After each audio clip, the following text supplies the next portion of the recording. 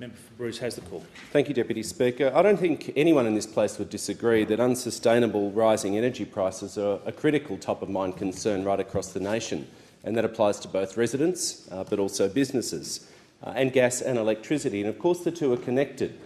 Many people may not be fully aware of the extent to which rising electricity prices are actually driven by rising gas prices, given the important role of gas in the production of electricity.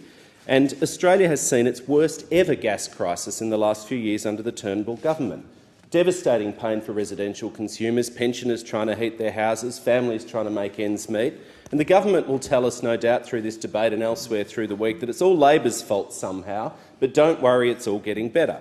Well, I'll just quote at the outset Gabis Simonian, the Managing Director of New South Wales gas user and wholesaler Western Energy, on the 25th of July in response to the latest interim report from the ACCC as part of their gas inquiry. And with regard to the prospects of gas prices rising beyond $10 a gigajoule, he said, I quote, "Get ready for mass job losses." Now, it's a personal view, I'll state at the outset, shared by many in the community, that one of the greatest policy failures in recent years in this country is the failure of Australian governments, I say plural, to set a sustainable energy policy and stick with it, I might say, alongside housing. It's a debate for another time.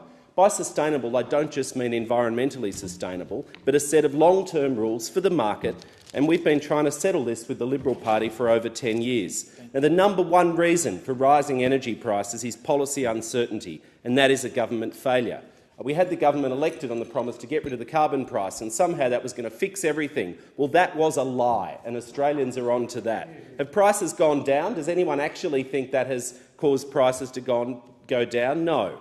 You love to blame Labor, but you also are hoping that people forget that you have been the government for nearly 5 years. You're a rabble. We've returned to Canberra after the 6-week break for a debate about the National Energy Guarantee, and we see the government is again a circus. We've got the former Prime Minister and the former Deputy Prime Minister out there on TV all weekend and today threatening to cross the floor and bring down the government's energy policy. We've got the member for Hughes over there. No doubt he'll rant at us soon. He does have a special talent. I do admire him for his ability to bring any speech on any topic back to why we should burn more coal in this country. It is a special talent that many of us have to sit through.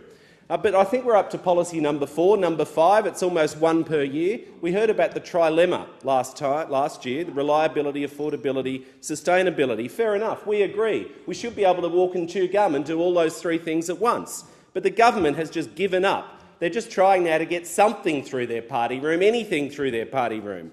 The Prime Minister, it's now clear, believes in nothing. For the last few weeks he was energy agnostic. Now desperate to hold the rebels in line, we've had extraordinary talk this morning that the government is going to underwrite a coal-fired power station with taxpayer dollars, one that industry doesn't want, people in the community don't want, but the blogheads over on the right of the Liberal Party want. The Prime Minister is surrendering the white flag and caving into the climate denialists. It's an undeniable fact that renewable energy is the cheapest form of new power. The children at Silverton Primary School in my electorate know this, as they explained to me when I went to visit them. Now, the Environment Minister is perfect for this job. He's absolutely perfect for this job. I went to uni with him. He's a lovely bloke, and he doesn't believe in anything. So he's got the best crack, I agree, at getting something through your party room. Now, we've entered the peculiar situation, the ridiculous situation. In policy terms, I think we'd summarise it as WTF, where Australia is now the world's biggest exporter of gas, but we don't have enough for domestic use.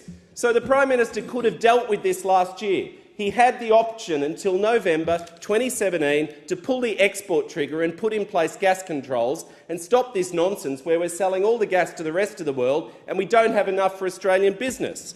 The impacts on consumers are profound, but we've seen for business and manufacturers tripling, quadrupling prices flowing through to electricity, jobs being lost. And once lost, manufacturing jobs will not come back to this country. It affects hundreds, potentially thousands of workers in my electorate, and it is no accident. It is a personal failure of the Prime Minister to act last year when he had the opportunity. And now he's hostage to his little handshake deal with big business in the corner. Oh, please, please, we'll shake hands, we'll be nice to each other, please don't raise prices. Well, that's not good enough. Now, I apologise in closing that I have to leave early. I had scheduled time to stay for all of the speakers, but this shambles of a government is so incompetent they couldn't even get anyone in the chair to open the debate at 11 a.m. Authorised by Julian Hill, Australian Labor Party, Melbourne.